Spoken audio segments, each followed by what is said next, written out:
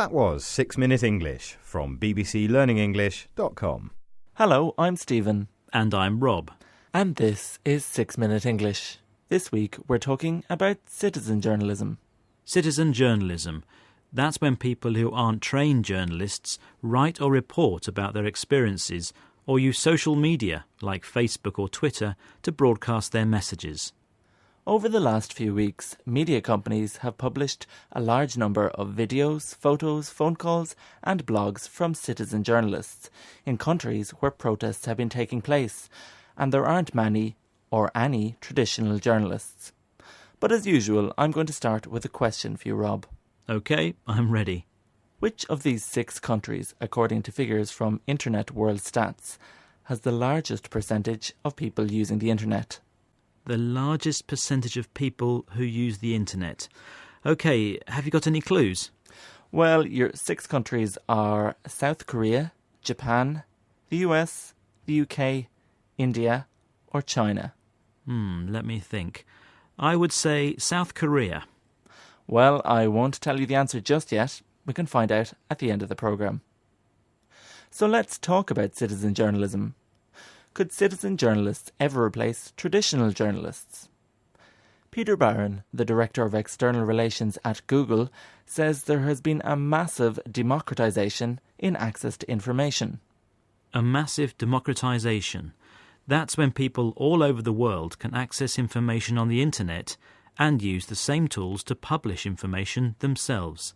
The point here is that there's been a massive democratisation in access to information and the ability to publish information. So everybody these days can be a publisher. Now, only a very small... You can't believe half of it. Well, yes, but what you've seen time and time again is that the very high-quality material rises to the top and becomes a trusted brand alongside the trusted brands that already exist. Peter Barron from Google believes that the best quality blogs will become as trusted as media companies, media brands, which already have a good reputation. Very high-quality material rises to the top. The best blogs will become as popular as traditional broadcasters or newspapers. Alan Rusbridger is the editor of The Guardian newspaper in the UK. He says that traditional journalists will always be needed to make sense of large amounts of information, something which citizen journalists might not be able to do. He uses the example of WikiLeaks. The case of WikiLeaks was an excellent one. 300 million words would have been completely meaningless if it had been dumped on the internet, as well as being completely unsafe. And it took months of Guardian, New York Times, Der Spiegel journalists going through and finding the stories, redacting them and making sense of them. So the journalist still has a valuable role as mediator and analyser and finder and verifier of stories. Alan Rusbridger, editor of The Guardian newspaper, who gives the example of WikiLeaks, where he says 300 million words dumped on the internet would have been completely meaningless if journalists hadn't been able to go through them. To go through them, finding stories and checking them. He says the journalist has a valuable role as mediator, analyser, finder and verifier of stories.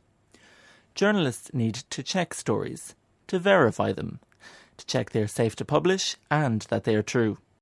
Anne McElvoy from The Economist magazine says that citizen journalism hasn't really been tested yet. It's a very valuable source when the story is on the street, but not when we, the readers, listeners or viewers, aren't sure which side we should be on. Whose side we should be on, who we support. When it is clear whose side we should be on, citizen journalists are very valuable. But when we don't really know what's going on, we need the traditional skills of journalists to analyse material to help us understand. She says we rely on the trade, meaning the trade of the traditional journalist. The citizen journalism hasn't really been tested yet. You know, we're writing a lot about it and reflecting on it, but really what we've seen is it being very active and also being a very valuable source, I should say, but in situations where we kind of know generally which side we're on. We know that the story is on the street. I think citizen journalism will have a much tougher time when we have situations which will arise where we're really not sure which side should have the upper hand or indeed what's really going on. And that's an area where I think you come back to your question, you do rely a bit on the old trade to have analysis skills and to help you out there. Anne McElvoy, talking about citizen journalists. So before we go today, Rob, which of those 6 countries did you guess has the highest internet penetration? That's the highest percentage of population who are online. OK, well, I said South Korea. Am I right? Actually, it's the UK, followed by South Korea, then Germany, Japan, the US, China, and finally India. Well, I never. And a chance to hear some of the words and phrases we heard in the programme today. Would you mind, Rob?